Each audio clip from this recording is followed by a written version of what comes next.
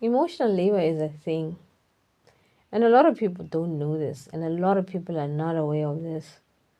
It took me some time to actually learn this, that most of us, we are doing emotional labor every day of our lives in different kinds of scenarios, at work, in our friendships, in our romantic relationships, at home, our neighbors, and a whole lot of other settings. We're doing emotional labor whether we are aware or not.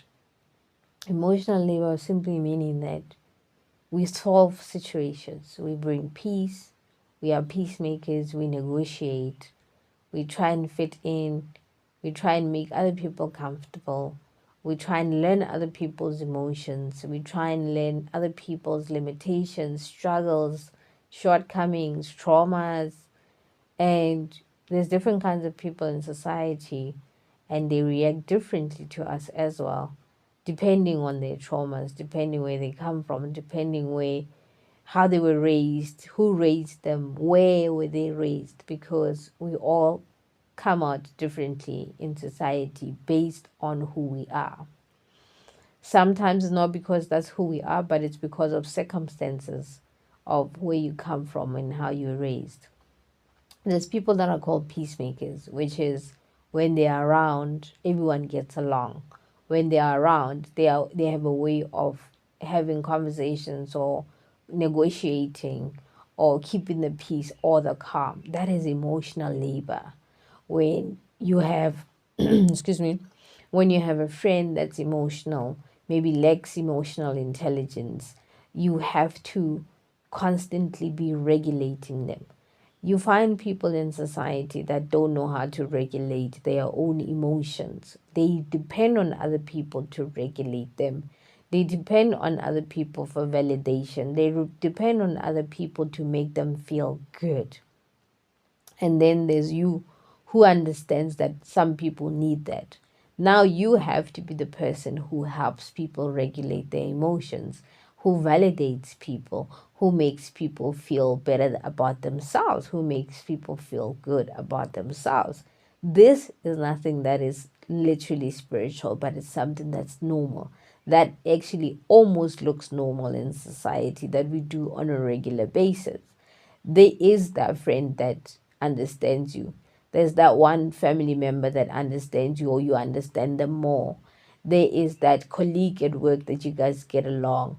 Most times, it's emotional labor, it's emotional regulation. It is understanding each other because, or choosing to understand each other. And that's why you get along, because you understand my pain, I understand my pain. At some point, it also is trauma bonding, but emotional labor is a thing. This is one of the reasons why I don't go visit people. This is one of the reasons why I don't have friends. This is one of the reasons why I'm not dating or in a relationship at this point. These are some of the reasons why I quit friendships. These are some of the reasons why I would not work in a company again in my life.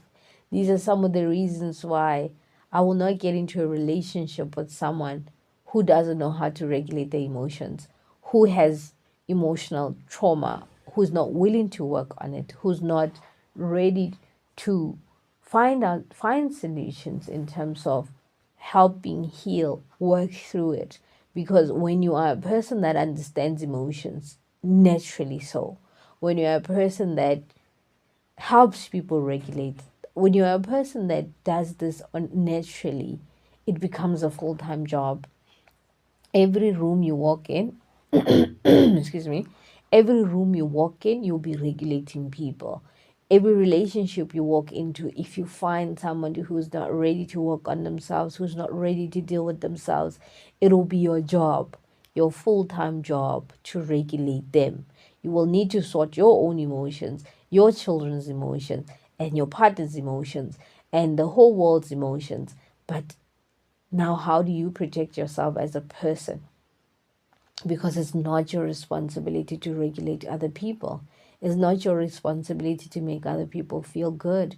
Imagine what happens to you as a person, as an individual, that you constantly regulating other people, that is where you are tired. That's why people feel tired most of the time without knowing why they're tired. It's because they are constantly working, even when they're sitting still.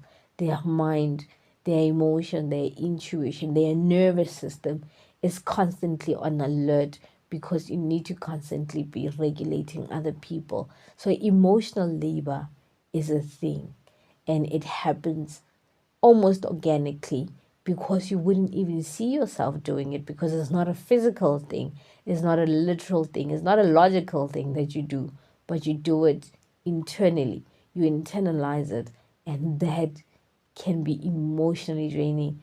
That can make you tired. That can make you resent other people, friends, family, relationships, partners.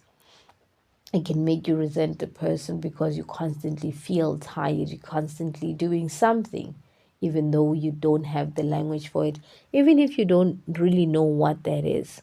So be careful. Try and protect yourself, because that is why I protect myself all the time, because I am tired of working full time. That is why there's spaces and time where I do this, and there's times where I don't do this. So I love you all. I'll see you in the next episode. Love and light.